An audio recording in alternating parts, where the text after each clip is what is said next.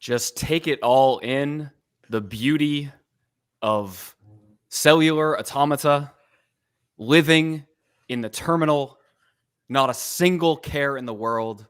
It's beautiful, isn't it?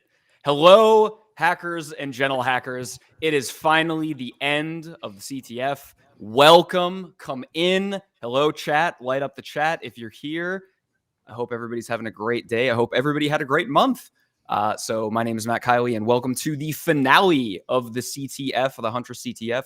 It is November 4th, 2024. I am joined today by my two esteemed colleagues and co-hosts on my on my left side, mirrored because of the camera. Do not leave your open PowerShell around this man if you know what's good for you. It's Adam Rice. Adam, please say hello. Hi, chat. Hello, chat. Hello, indeed. And to your left, my right, arena rocker cybersecurity extraordinaire, John Hammond. How are you, John? Hey everyone, thanks so much. I super appreciate you tuning in, and I'm loving the chat already. Kind of seeing the game of life, that's life challenge. I see some PTSD, and I'm glad we thought we'd have a fun inside joke to kick things off. We're gonna unpack it. This is a therapy session. We're gonna heal. We're gonna all talk about it. We're all gonna figure out how everything went during the CTF. Anyway, let's get this off the screen. We don't need this anymore. Anyway, hello chat. Hello, welcome. So yeah, it's the end of the CTF, and we just wanted to have one final get together. This is graduation, so you completed the CTF. Congratulations, everybody. Whether you got one flag, whether you got no flags, whether you got all the flags, doesn't matter. If you played, if you stepped into the arena, we're happy that you did so. We're happy that you made it. And we're happy that you're here to watch this little stream. So we're going to kick it off. We're going to talk a little bit today. I mean, complete in the spirit of improv, complete off the cuff here. We don't really have an agenda, but we do want to talk a little bit, interact with everybody in the chat, see how everybody's do a vibe check. All right. Vibe check about the CTF. I also think I stopped sharing, but I think my That's Life screen has completely gone static with just the blinkers and there's no movement. So I'm going to go ahead and get rid of that. But yeah, we're going to talk about the challenges today. We're going to talk about what did you like, what did you not like. We're going to review a little bit of the feedback. Maybe talk about some challenges that we left on the cutting room floor that we didn't actually they didn't actually make it into the CTF, but stuff that we had as ideas that might be back next year. Who knows? But yeah, if we want to kick it off, I mean, John, how do we think? I mean, we made it to the end. John, in a lot of ways, masterminded and orchestrated a lot of the happenings of the CTF, and he built the scaffolding and the framework to allow the content creators to just kind of write the challenges. But John, from your perspective, how do you think this year went? What did you see out on the playing field? And what would you like to talk about in terms of how the players did? Oh, my goodness. Thank you so much. Well, if I may, I would love to, totally celebrate the winners, the folks that, brought home the gold. So I will try my best to share my screen. Fingers crossed that's coming through. Okay, looking good. And congratulations to a lot of the top teams that did 100% and solve all of the challenges, which, if you aren't familiar, is like 70 plus challenges. We tried for a long, long while, as much as we could in the first half of the month, to get out at least 2 challenges a day. As we dwindled into the last week, I think we were only releasing 1 a day, but it's bonkers to see what would be top 10 and beyond. I think the threshold and breakpoint as to the top possible score with dynamic scoring all in the mix brings us down to I see the delta at 36. Then we get to a different point value. So 36 players completed all of the challenges, which is incredible when we've got, almost more than 2,500 challenger teams on the scoreboard. So huge congrats to everyone that took home the gold, that won. We will still be sending those emails out to a lot of the winners. And with that, just congratulations, really. From my perspective, I think we had a couple hiccups. I'll be the first to admit. Maybe not without our own blemishes and mistakes, but I appreciate Matt's kudos saying building out the framework, the infrastructure to host this. Traditionally, when you host a capture the flag, it's like an 8-hour sprint or maybe a 24-hour work day or day of work or 48 hours just over a weekend. Not usually set up for 31 days across an entire month. This is like one of those little paddle boats that you rent in like Boston Common or something like that, and we made this thing go across the ocean this time. So it was not designed to do what we ended up pushing it to do. So just a testament to John and Adam keeping the Kubes netting. I don't know a single thing about Kubernetes, but through the kind of like hiccups and stuff that we had, John and Adam were there to make sure that the challenge infrastructure was as available as it could possibly be. And so, to that I say things go wrong, and John, that's life, man. That's life. Adam, what about you? How do you feel this year went? Did you see anything different from last year? What are your thoughts? Yeah, there was a lot more just activity in the Discord. People were really active, really enjoying it. I love seeing people come back from last year, that there's actually a community around it. I've seen a couple people point out in chat now that they love that this was longer than 48 hours. So it gives them a full month to kind of learn things, come back, try new things, whatever. So I just want to say to anybody in chat watching this, if you feel that way, please fill out the feedback form and let us know. This is only the second year we've done this, and we want to keep doing this and continue to improve. So if you feel that the month-long format is working, let us know why. In terms of the infrastructure, I don't know Kubernetes either, but I know a little bit more than nothing now. And we've learned more about Kubernetes than I think most people know. Fun fact, GKE has a hard limit on the amount of node ports you can set on a Kubernetes cluster. No one knew that because we hit the limit. I don't even know what every those single mean. Day. Yes, I lost a lot of sleep over that Kubernetes cluster, so I learned quite a bit. Outstanding. But it's been a fun month. So I just want to say, you said something that there were a whole bunch of players that actually returned this year. I do actually recognize a couple of the team names or individual names here. So just a couple to shout out that I recognize from last year. First of all, I think we need to we need to pay respects. Everybody kneel down before the king or queen. Unbeliever.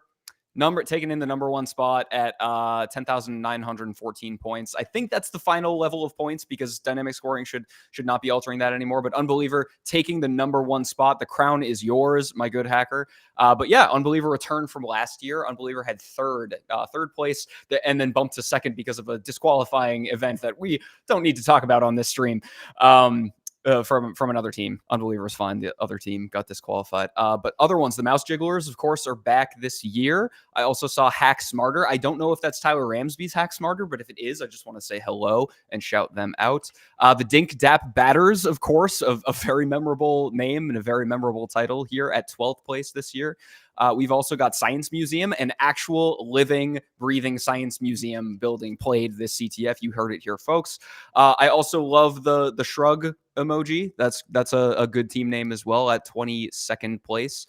And the U.S. Women's Cyber Team. I don't know if they're returning, had the U.S. Women's Cyber Team. They were there. Absolutely amazing. Green Tower, of course, back from last year. So anybody who made it back from last year, it's great to see you again. Great to see that you made it all the way to the end. And anybody that is playing for the first time, I hope you enjoyed it. And it's great to see you on the leaderboards as well. So let's roll it back a little bit, John. I mean, so we'll talk a little bit about how this all came together and like some of the ideas that we had, but something that we spoke about just before coming on the stream was that there were a couple of ideas for challenges that didn't make it into the final cut, right? Oh, so yeah. we thought about maybe either showing some of those if we had the code still in the repos or something like that. I will admit that if I ever start to make a challenge and don't get to the end, I usually rage quit and delete all my code. And it's gone forever. However, what we do have as a relic of some of these ideas was an old repository of the GitHub project status cards. And so I think it'd be fun if we like pulled that up and maybe just talked a little bit about some of the ideas that we had that didn't actually make it into the CTF. And while I'm going to go ahead and pull that up, and we're going to see some of these ideas that didn't actually make it in. Can I give you some air cover and Absolutely. Hey, get some sweet numbers, stats, and analytics for us? Please do. Huge thanks for bringing up the screen share. I did want to bring us to the behind the scenes, pulling back the curtain and get to see the admin panel of CTFD. And it's no secret, hey, this thing is really built off of that open source CTFD that we try to expand and grow a little bit more. So for our statistics, it's kind of cool. You get to see, look, out of those sweet rock stars that did take home the gold, the top 10, top 20, top 50 winners, and all the 2,000 teams that made it on the scoreboard or so. Look, there was almost 3,500 teams that were registered. almost 7,500 users, a boatload of IP addresses as people are chiming in with whatever VPNs and stuff that they do. And it's very, very funny to see the number one solved, like the most solved challenge is the binary decoding, just too many bits, zeros and ones. You convert it to ASCII and you get a flag just popping out. But it's always hysterical for me to see that. And that's not the read the rules challenge, which should be the one that has the most solves. I have lots of questions, but that's okay. We'll keep moving. And Adam's hysterical, more challenges tomorrow, infrastructure testing, the challenge that was not supposed to be solvable, and you solved it. So yeah, so did that on purpose, just to troll the Discord. Yeah, for background there. So like if you see something on the challenge board, it has to have some kind of flag associated with it, right? So the flag in that case was not an MD5 sum. It was like, and I'm not going to get this completely correct, but when I looked into the actual solve file, the challenge file that defines all the solve criteria, the flag is flag, open brackets, lol, WTF BBQ, lol. So it would fit up that whole space. Yeah, it's like 2,000 characters long too. Yeah. So there was a rumor going around in the Discord this year that someone had guessed that or brute forced it or anything like that. But you can actually go to see everybody's individual solves, and if you went to Adam's actual account, he did in fact do the solve, doing a test for that challenge. So it wasn't someone going rogue. It wasn't somebody who had access to all the challenge solve files or anything like that. It was just Adam playing a small prank and also testing the solving for the CTF challenge. This is hilarious because now I have to change the flag for the more challenges tomorrow. I'll solve it next year too. If I may, just that last tidbit I'd love to squeeze in while you have got hopefully some of the sweet behind the scenes GitHub project board open. I know the submission percentages graph here looks wild. And I think we've got a good amount of right submissions, and the wrong submissions are when we start to like pull our hair out and bang our head against the wall because like, why isn't the flag working? This pie chart, this circle graph pains me. It viscerally hurts me because I know that's the fault of not having a standard flag format, which sometimes is just a necessary evil, especially when we got into some of the incident response challenges, some of the more real world forensic stuff where I want a legitimate answer. Like, hey, what's the tool that was used or the IP address that isn't strictly going to be in that standard hexadecimal flag structure? But I think we got a lot of feedback.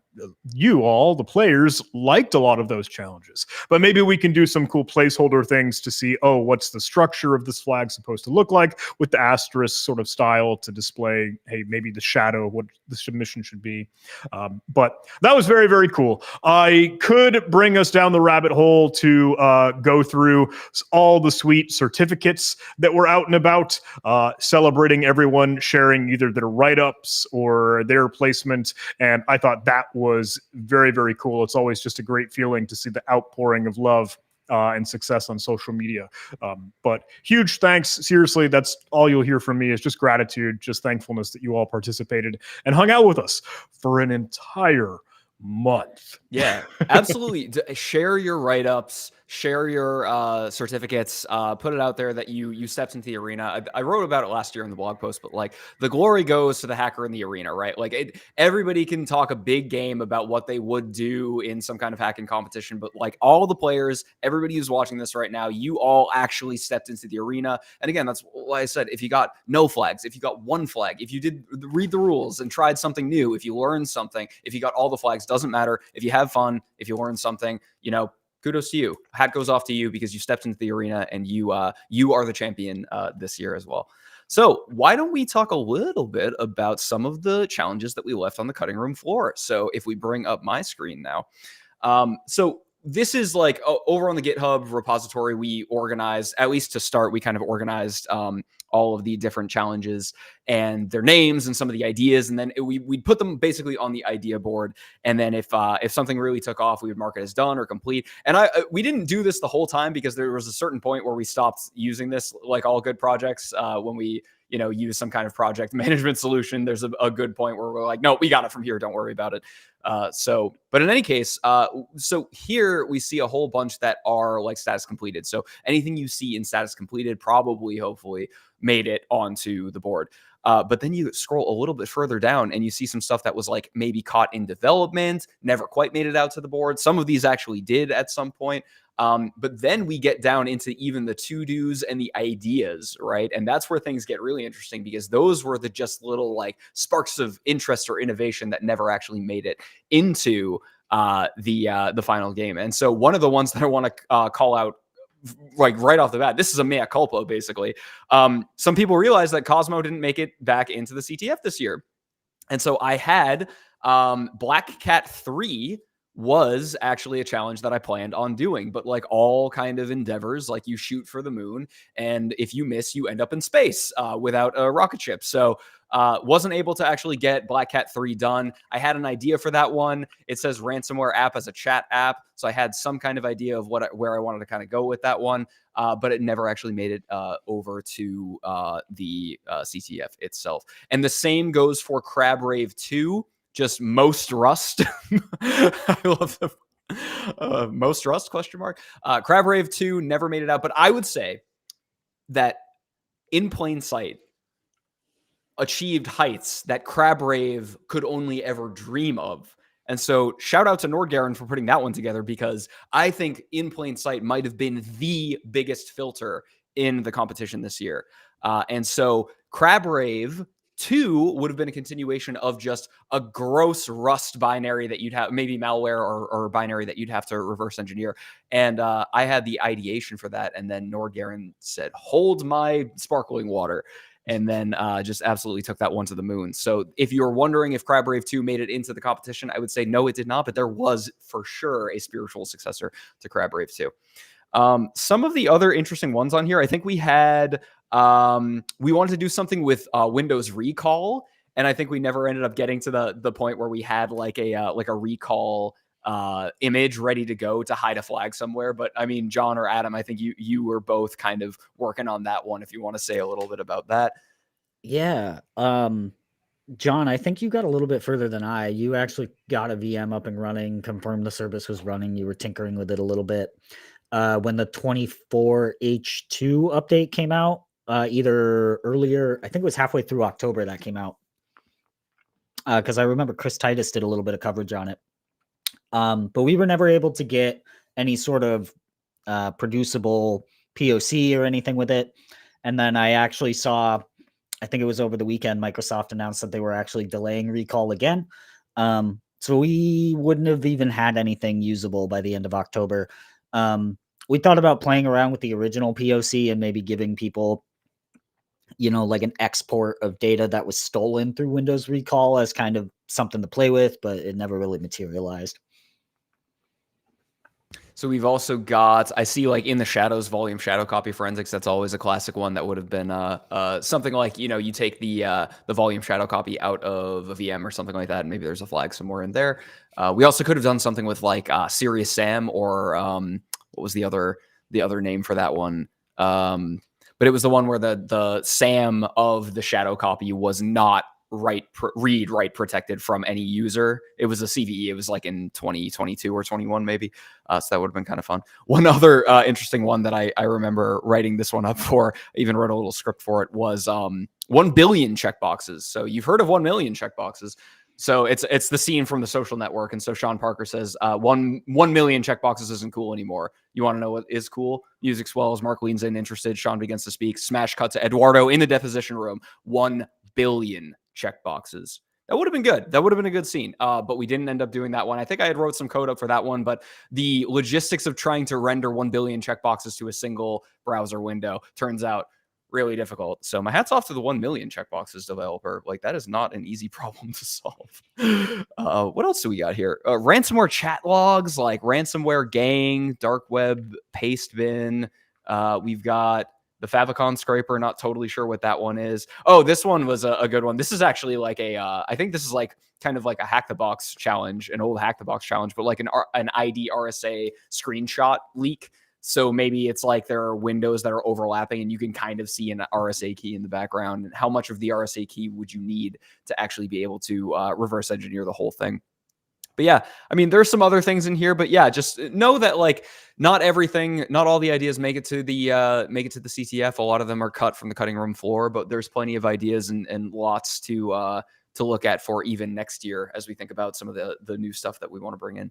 May I show you some of the genuinely started but not finished, like proof of concept challenges? Absolutely. Like I have one that I desperately wanted to get into this game, and I just could not make the time for it.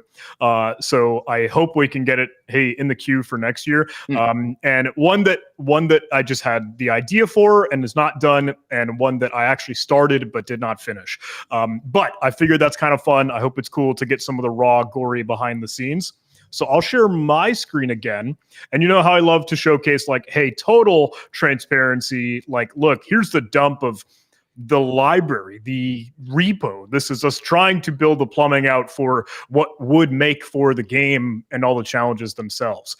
You might see some familiar names in there, stuff that you've seen before, real challenges. There are a couple that maybe you have not seen. Verify You Are Human was meant to play with the reCAPTCHA fish or the CAPTCHA fish that has been making some waves. That would probably just end up being a malware category or some forensics to unravel the payload and like see that through. But if I may, one that I desperately wanted to put together, because my goal, my hope is to get you more blue team, like core competency, real merit in like a practical task. So that's why we like the forensics. That's why we like the incident response. But there is a whole nother different realm, a pool we could play in. And I wanted some detection engineering.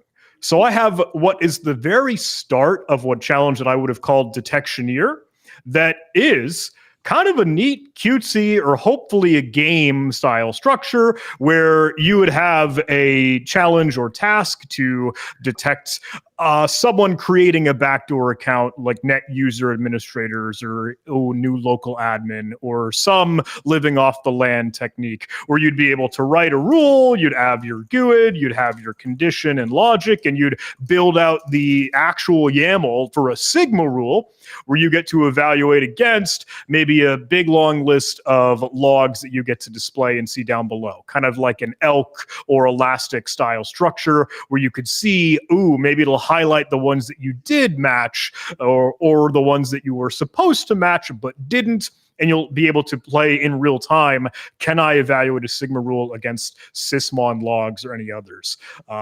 And it was going to be a game. It was going to be like, a couple levels. You solve enough of these tasks where we will give you a flag, but I want it to be a customizable thing to explore and see all the different logs and then fine tune your own Sigma rule all in one single loop. I thought that'd be cool, but I don't know. What do you think, my friends? I think that's ridiculously cool. It's also ridiculously cool how you can. So, like for everybody who's not aware, so of course we needed Kubernetes to run this. We needed Docker containers to run this. But like I think that's like what most people understand, and that's where the understanding kind of ends. But like, what is the actual substance of the challenge that creates the things that you see in front of you? So for a lot of this, we have to like make some kind of construct that houses these ideas, and a lot of the time that's going to be like a bare bones Flask web app container, right? And so it's really cool to think that like you have an idea, like you want to expose people to a challenge that has to do with detection engineering, but how do you do that? Like how do you get it so that you can't just give them a file, right? Because what's the challenge in that, right? Or they have no way to submit it. So you have to like build this kind of like little mini game system with a Flask application. And that's like really cool. It's an interesting like design constraint to consider how you actually present this information in front of the players, right? So to me, the coolest part about that is that you found a way to like fit Sigma and the concept of building detection engineering and exposing the concepts of detection engineering as a little mini game, and you had to build that into its own kind of like dedicated Flask application. To me, that's like the most impressive part of that. And that kind of goes for like all of the challenges. You have this kind of like idea, you need to encapsulate that idea in some way, and then present it somehow to the player. And if it's malware, you can kind of just give them a file. But then some of these other things like Sekiro is another example of this, where you had to like present a service for them to interact with, right? So it's just interesting. I love game design, like in a general sense, and I always find it really interesting that like there's an element of game design in Capture the Flags, and then we can take things like detection engineering and build that into its own little mini game. So I really appreciate that, John. I hope that I see that like in some other CTF someday. I hope that sees the light of day because it looks really cool. It was all working. I had like, the Sigma evaluation would work. The loop was all in the mix. It is just, I needed to build out the actual logs for you to evaluate against and like go through the attacks and formulate that little architecture. And I hadn't yet, but 2025, come back soon. Yeah, like all other things, we're racing against the clock with all of this. Still trying to do our day jobs, but also, try to get the challenges. And, it's okay. Things don't see the light of day sometimes, but that doesn't mean that, they're out forever. 2025 might be their year, of course. That's really cool. I don't know if we have any other little challenge tidbits like that, but if there were any others that didn't make it to the actual challenge, like Adam, did you ever get Tokyo Drift, the Texas Chainsaw Massacre Part 2? The sequel? Yeah, the sequel. That's what Palimpsest. That was Palimpsest. Okay, all right. So let's talk Palimpsest because that was the finale. And so I didn't realize that was kind of like the spiritual successor to Texas Chainsaw Massacre from last year. So I'd love to hear a little bit about design inspirations and what went into that one. Sure. This is a long story. So going all the way back, probably around, I think it was 2020 or 2021, Tim Fowler at Black Hills gave an awesome presentation on red team tactics in the Windows event log. Since then, I have been obsessed with using that however I can. Fast forward a bit, I've written a blog on my website talking about how I used it to store my movie collection in the Windows event log by splitting files and shoving them in there and then just making a meme out of it, essentially. And just using that goofy sense of humor to illustrate actual attacker tactics. So when we were really crunched for time trying to come up with harder challenges for the CTF, I was like, oh man, I really want to build more malware like I did with the Chainsaw Massacre challenge last year, which was just, instead of putting a file in the event log, I just did raw malicious PowerShell that was just obfuscated like 8 or 9 layers inside the event log. And then I wrote malware that pulled it out, ran it, all that stuff. I didn't want to do something super difficult. I just wanted to do something fun. So I decided, okay, I'm not going to be super creative. I'm just going to shove a movie in the event log and make people pull it back out. So I asked people at Huntress for ideas, and Izzy actually gave me the idea of doing the It's Free Real Estate guy. And that ended up being perfect. It was so funny. And then as I was building the challenge, I'm like, okay, how can I make these event logs look more interesting?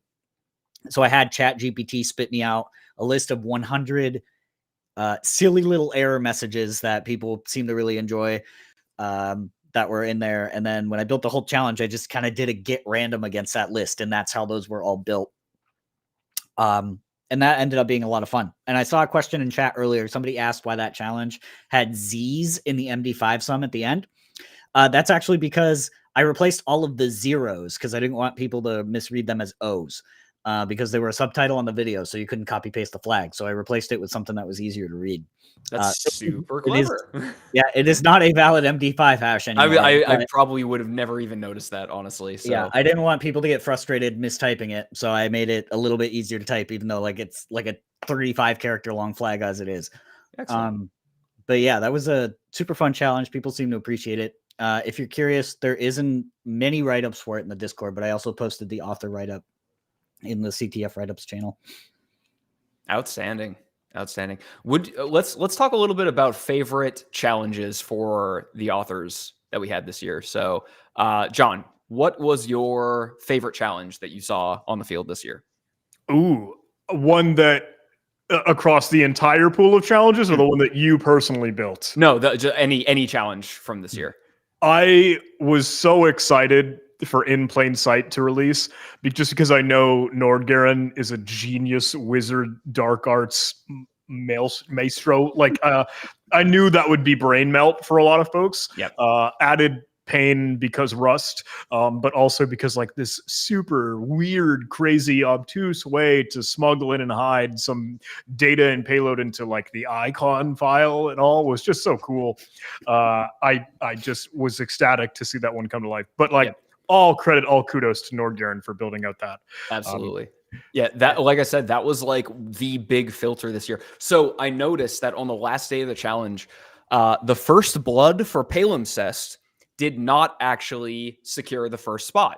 And there was this kind of ongoing conversation through the whole CTF where, oh, well, somebody could like roll up the last day and solve all the challenges. And if they were the first to solve the last challenge, they would take the first spot. Technically, that's true, but that didn't happen this year, which was super interesting because there were teams that solved every challenge, maybe except one or two like that. So even though the first blood went to a particular team or individual, and I don't remember who it was, that did not secure the first spot. That didn't happen last year. The teams that were in the running for first last year all solved all of the challenges, and then it was a race to the end for whoever would solve the first one. So when we looked back at it, In Plain Sight was actually like the big filter. I think That's Life was probably one of the first filters, and then like from that point to the end of the competition, almost every challenge after that point was like another big filter, right? So the difficulty curve went like skyrocketed in the last week by the looks of it.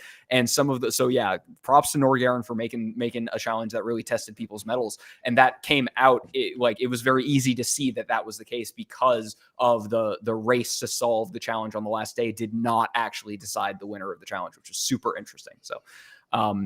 So John says In Plain Sight. Adam, what do you think was your favorite challenge this year? I'm going to be a bit biased. It was Palimpsest. I had so much fun writing that challenge. It's such a passionate project of mine, and I was so excited that people really thought it was interesting and had fun with it. I admittedly did not have a lot of time to look at and test any of the other challenges, so I may have been a bit snowblind and only looked at my own challenges for a lot of it.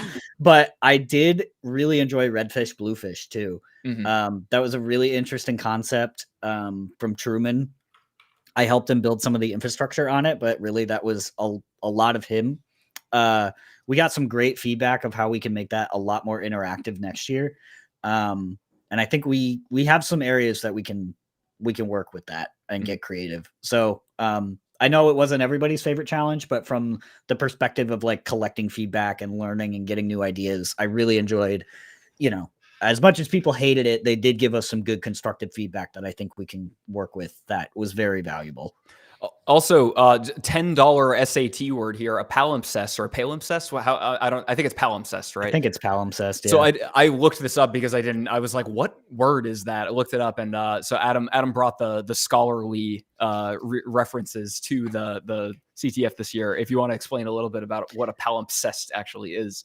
Yeah, I don't know if this is the Merriam-Webster word for word definition, but if you take a notebook that you've written, say, a journal entry in, you erase it and then write something over it, and you can still kind of see that text behind it. That's what's called a palimpsest. Mm-hmm.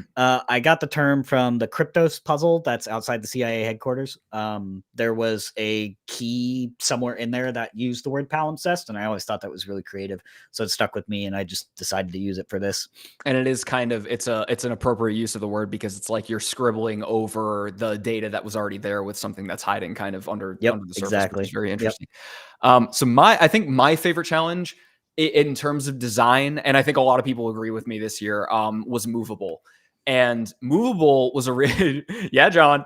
So Movable was a really good example of something that we're actually, if you have not had enough of us three yapping this whole time, right, and you want a little bit more, okay, next week, Tradecraft Tuesday, we're going to cover some of the CTF challenges that were direct inspiration, or take two, action. We're going to cover some of the CTF challenges that were inspired by real events that Huntress has like dealt with, right? Dealt with is a good way to refer to that. So if any of the CTF challenges had some kind of real world inspiration from stuff that Huntress has seen in the wild, whether it be some of the rapid responses that we've been present for, or some malware samples that we've had, we're going to cover a couple of those in depth. We're going to talk about how to solve them, some of the design inspiration, and a little bit about kind of like going back to the game design conversation, like a little bit about how you take inspiration from something like the Move It the fiasco and turn turn that into a CTF challenge. That's going to be at Tradecraft Tuesday next week. So again, if you haven't had enough of us yapping, register for that one. It should be a good time. But Movable was one of my favorites because it was inspired by a real world CVE. And so to see that distilled down into a CTF challenge, and I'm a sucker for the web challenges as well. The web challenges that make you kind of think in stages where you're like, okay, I might have a set of credentials. How do I get to the next part? Or I might have no credentials at all. How do I even get initial access? And then how do I pivot from there? Those are always really fun to me. I think those are when they're well designed and they're not obtuse, when they're kind of easy to negotiate with and you understand what you have to do. It's just a little bit of tinkering to figure out how to actually do it. Those are the best kinds of challenges to me. And Movable was, I think, the best one of those kind of web design challenges from this year. So props to John. I love Movable. I love seeing the write-ups of how everybody kind of like struggled through that one and try to figure it out. Oh, and permission to proxy, I think, was a close second for me as well, because it's another example of one of those where you're like, I know what I need to do at a certain point. It's just like tinkering and trying and failing and reassessing and trying to move forward with my kind of methodology here. That's how you solve that challenge, right?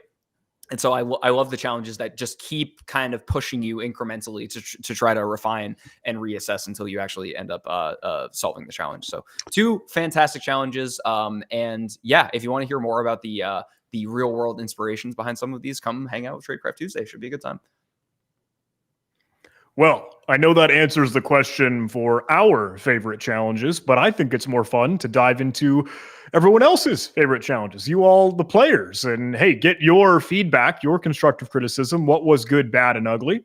Do you think, gentlemen, we can take a look at the feedback form? I think that'd be fun to, again, go all transparent. Hey, love to see what everyone is saying and hopefully some good things. Bring forward the feedback form.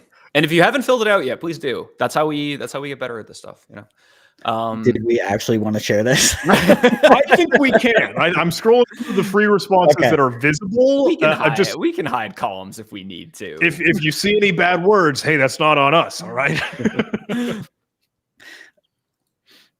I will say, John, I assume you're clicking through to share it really quick. Oh, I can. Is that all right? Yeah. I will say, looking at the pie chart for most favorite challenge, especially compared to last year, we didn't have any that stood out as sharply as I thought we might. And I think that's actually really good. We have a really good, healthy distribution of favorites among all of the challenges. We have 2 that stood out, but not as sharply as I thought they were going to. One of them was Ran Somewhere, and then the other one was Movable. That stood out as the favorites. And then everything else around that has a really, really even distribution. So this is the, if I may say, kind of a fun part where I'd love to like poll the live audience. Like if you're in chat, can I get your gut check on these questions and answers? Like, I think the first one was, like, did you enjoy the game? Did you have fun? And I was really pleased to see about 200, maybe more. I'm not sure if that's half or the 50% mark after we've got 425 responses. But how difficult was this game? Was it super duper hard? Was it more harder than like medium, middle, intermediate? Or was it super easy? Would love to get your input if you can drop it in chat. I think anecdotally, I saw a few people in the chat say that this year felt a lot more difficult than last year. And I think like we're at least looking at the skew of this chart right here. I think that kind of checks out. But yeah, I'd love to hear everybody in chat. Super hard. Gretmore Coffee says, we brought the heat this year. Like I said, like the last week particularly, I think the difficulty curve like went parabolic. But yeah, I think we had a good mix. Like we had a good mix of stuff that was approachable to everybody. Tried to design challenges in each category that kind of met the approachability metric for every kind of type of CTF player, whether you were very experienced or completely new to it.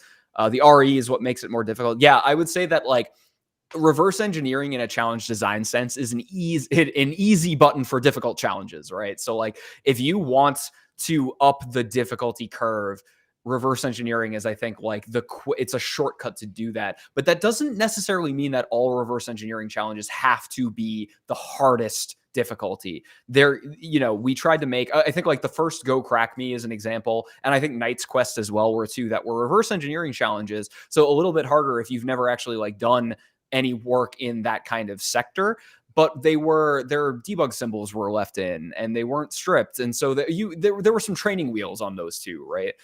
So you don't necessarily have to make a reverse engineering challenge way more difficult just by like at the default, but reverse engineering challenges tend to be the most difficult ones if they are done to be difficult. Sorry, I'm scrolling through just slowly, just to sprinkle these in. I think our real target here is that most favorite challenge or least favorite challenge. And we're getting there. Just wanted to go through some of the boilerplate things. If anyone were to echo in the chat, bring those up on screen for a quick second. But this is a wild chart. Yeah, wow. Yeah, this is the one I was talking about. This is super pretty cool. healthily distributed. Yeah. And like, I mean, if I'm to take something from this chart, it's that there was a little something for everybody, I guess. Like it, not like Adam said, not like a real, just a couple that stuck out, but even 8%, 9%, like that's not an overwhelming majority, right? So yeah, really cool that there was kind of a little something for everybody in here. This is such a wide mix. It's so cool. I think we did pretty good. I think pat ourselves on the back. Yeah, it'd be cool. It's the data nerd in me is talking. If we bracketed this in or bucketed this into by CTF challenge type, I think that would be really cool. So we could see like, okay, well then does everybody favor like the malware challenges or the web challenges like more on average than the other ones? I think that would be kind of cool. But that's just the data nerd in me speaking. Couple saying read the rules, favorite challenge. I don't blame you. It's a quick 50 points. I scroll down to least, but I think everyone already has their nemesis in mind. Okay. Listen. Look, it's it's one of those things. CTF challenges are hard to make, and so for everybody that gave us the feedback that what was it called? System code was their least favorite challenge. Duly noted. Understandable. I understand why people said that. And we'll take that to heart, right? So yeah, I don't know if there's much else to be said for that, but I'll throw my hat in the ring to defend here. Every CTF probably has some kind of challenge that's just a little like it's a puzzle that when you put the pieces together, you don't go, aha, it's a puzzle that you go, oh, come on. Like every CTF is probably has that. Is it a mark of poor challenge design or is it a mark of genius challenge design? I don't know. That's up to everybody else to determine. But so duly noted on the feedback that system code was most people's least favorite challenge. And that's very good feedback. So thank you.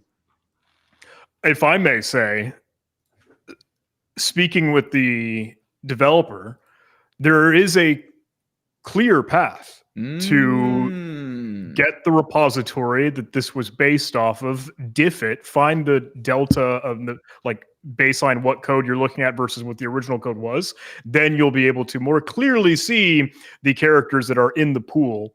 And it's a much, much more narrow and filtered brute force structure. But I know when you're just presented with this ominous input box that gives you no input or gives you no feedback, that can be very frustrating. Yeah. So lessons learned from all of us. But it is fun and wild when we're thinking like author bias. Like I myself have made horrendous challenges. I don't know if folks ever played a NomCon game. I have made a challenge called Hidden Figures, where all of the images in a web page would include inside of their image the same image again, but a string in the middle of them that was all base 64 encoded. So you would need to find the delta of all of the images being base 64 and then seeing which one actually had a real new image that was the flag other than the Mario meme, oh, the princess is in another castle. And that made people get their pitchforks. I was raked over the coals. So we've all, hey, it's part of the love and the learning. I made Jot for one of the other CTF challenges, which was like a real, I thought it was a really good setup for a challenge, but it it required you to do a very careful brute force of a JWT.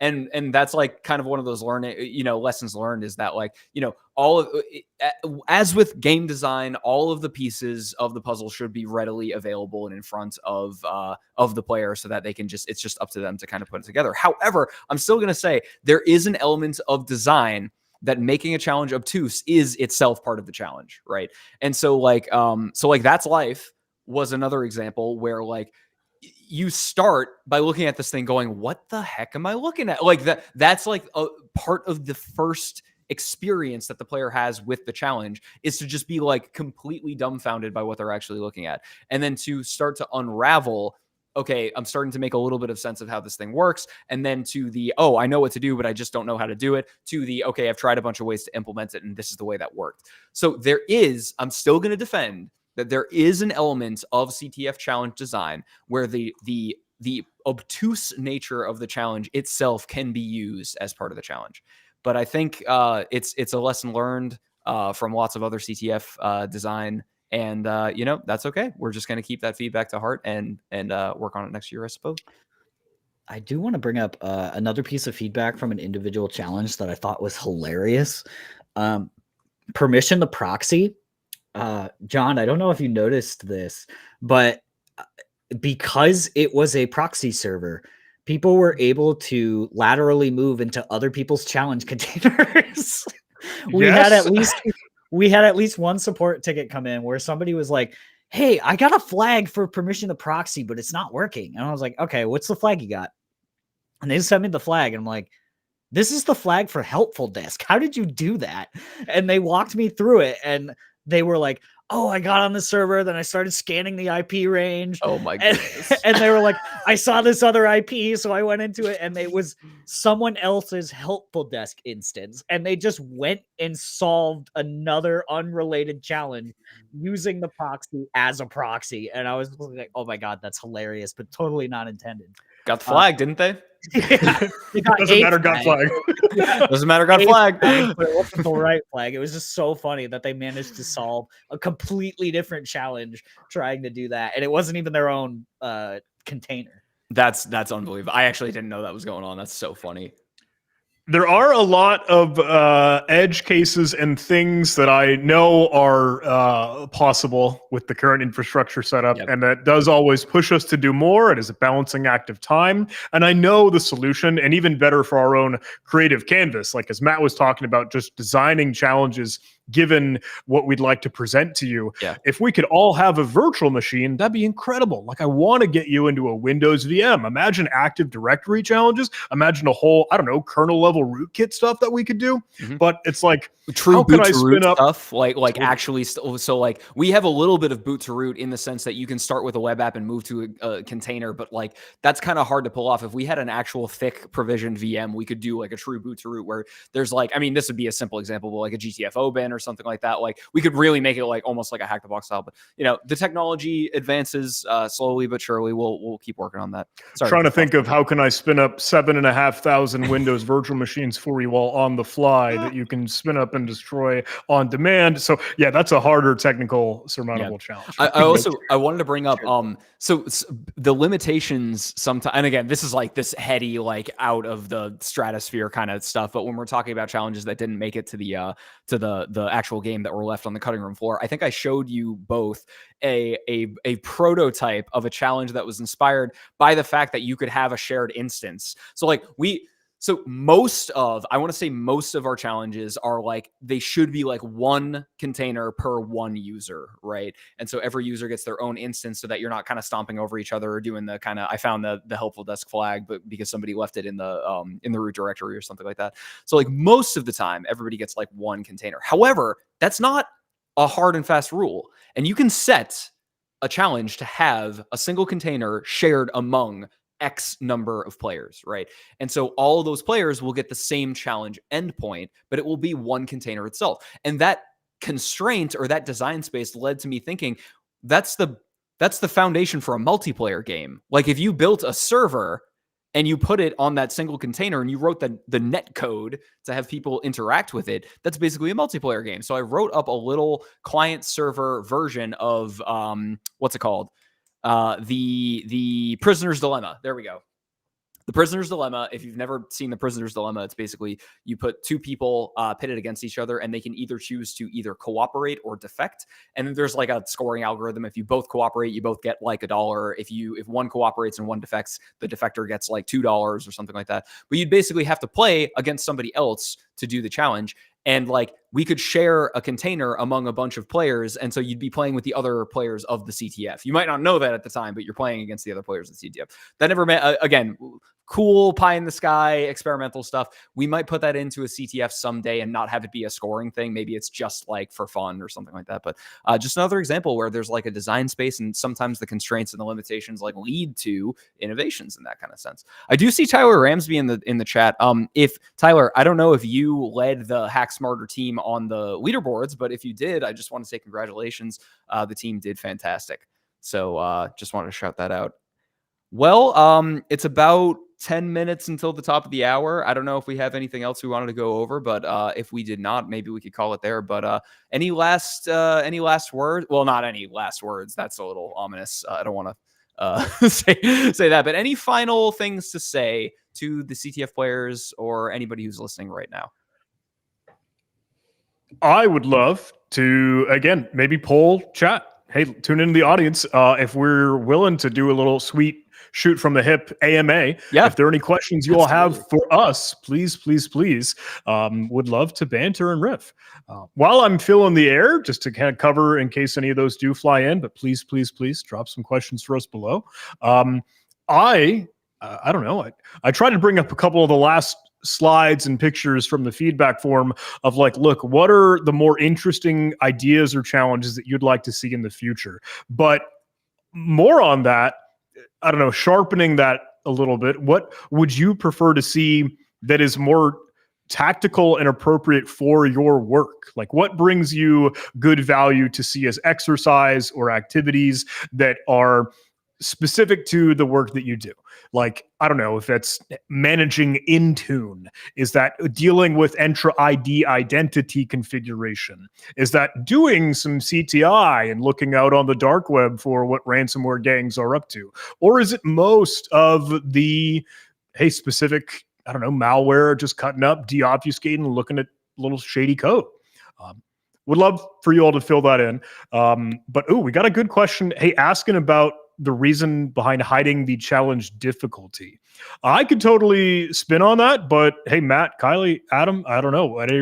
Whatever question, if you'd like to fill it in. Yeah, absolutely. Difficulty for challenge design. So in terms of designing challenges, getting the difficulty right is always subjective to the experience of the author, how familiar they are with the concept of the challenge. So it's hard to get that one right. So you can kind of take a swing at, this is kind of easy. It doesn't really require a lot of skills like coming into the CTF. But again, that's all subjective to the author. So like the author can kind of put themselves in the shoes of like a new CTF player or maybe an experienced CTF player. But again, this is all subjective information, right? So to start, we had the challenge difficulties posted. But we did receive a lot of feedback that was like, you said that was an easy, I just spent 14 hours on it. I didn't make any progress at all. And again, that's not good or bad. That's just like, it's hard to pinpoint the exact universal challenge level for difficulty for everybody across the board for all skill levels, right? And combined with that, the dynamic scoring system, love it or hate it, the dynamic scoring system almost accounts for difficulty in and of itself because more challenges lead to a reduction in score, right? So the hardest challenges have the fewest solves, and therefore something like In Plain Sight was never reduced down to its complete decayed value of 50 points, right? So those two things together, we kind of took a step back, we looked at it, we took a little bit of the feedback, and we were like, yeah, there is really no point to keeping the challenge author's designation on the board for how difficult these challenges are, because the dynamic scoring system will account for that itself. That was our take on it.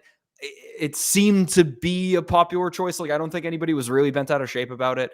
But yeah, I don't know. I mean, there is no real right answer here is the tough thing. Like it's hard to, both approaches have their pros and cons, I guess. Both have trade-offs.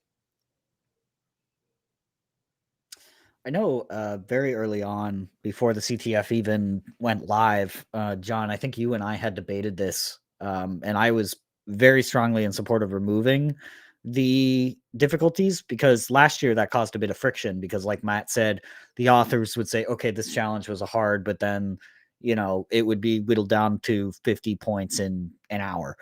And that, maybe it drove some teams to try to solve different challenges based on the tags and not by like point values or something like that. It just became apparent that the longer we ran the CTF, the challenge tags had like longer, as in the time span, 1 month versus like a 48-hour CTF. If you're looking at a 48-hour Jeopardy style CTF, the tags make sense. If you have a limited amount of time to solve it, sure, go for the ones that you think you can solve based on the author tags. When it's a month long and you have 75 challenges you can choose from at the end of the month, it really doesn't matter that much anymore.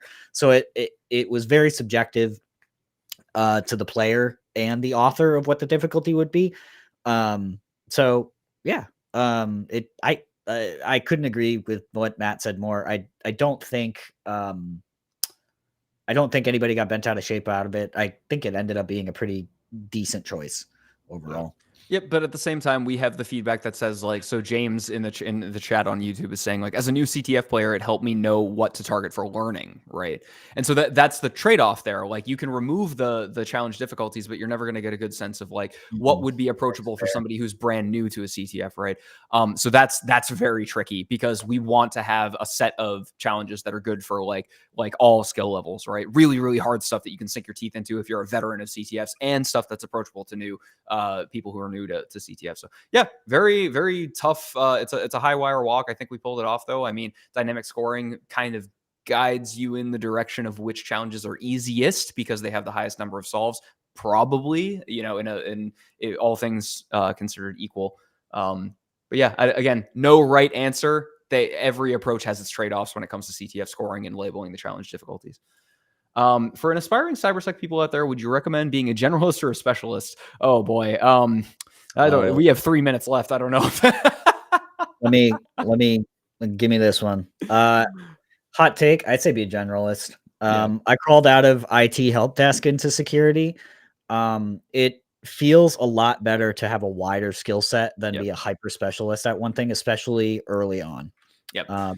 With 3 minutes left, I'll leave it at that. But your mileage may vary. Yeah. Miyamoto Musashi, when you know the way broadly, you will see it in all things. That's how I could summarize that. When you start to understand things in a general sense, everything starts getting unlocked to you, is I think the very, very fast answer to that question.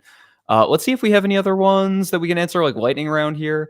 Let's see. We'll love more Linux Priv-esque, I think is what that's supposed to say. Yeah, Linux Priv-esque. Again, if we could get like thick provision VMs, maybe we'd be able to do that. I think you can still do some Priv-esque stuff in a container. Yeah, you can get creative with that. I think that do an Ubuntu container and do some Priv-esque GTF open stuff like that. Uvi did the Linux Basics challenge this year, so we could probably chat with him and see if he'd be willing to do a harder one. What the hell do you bring to the beach? You bring good vibes to the beach, my friend. Bring good vibes and sunscreen. Please wear sunscreen. All right. You know what? I don't see many other questions here, so we can wind this one down. But yeah, just again, from the bottom of my heart from everybody else here at the Huntress team, thank you so much for playing. It was great to see everybody battling it out on the leaderboards again. If you learned something, if you tried something that you otherwise maybe normally wouldn't have tried, you're a winner and you stepped into the arena and you're better because of it. So I just want to say thank you so much. My name's Matt. Adam, if you want to say goodbye. Goodbye, everyone. It's been John, also. My last parting shots, if I may. Hey, this was awesome to kind of have broad strokes, big picture, talk about this all and showcase some of the feedback and really drill down into things just conversationally. But if you'd like to see some more of those tactical demos where we will actually really like solve the challenges and showcase them, please do tune into Tradecraft Tuesday coming up super duper soon. But other than that, this has been a ton of fun, incredible month, incredible way to celebrate Cybersecurity Awareness Month. And just thank you for being part of it with us. Labor of love. It's a lot of work, but the players make it worth it. So thank you. Come back next year. next year, hopefully. And everybody have a great rest of your day. Take care of yourselves. Take care of each other. Happy hacking, and we'll see you later.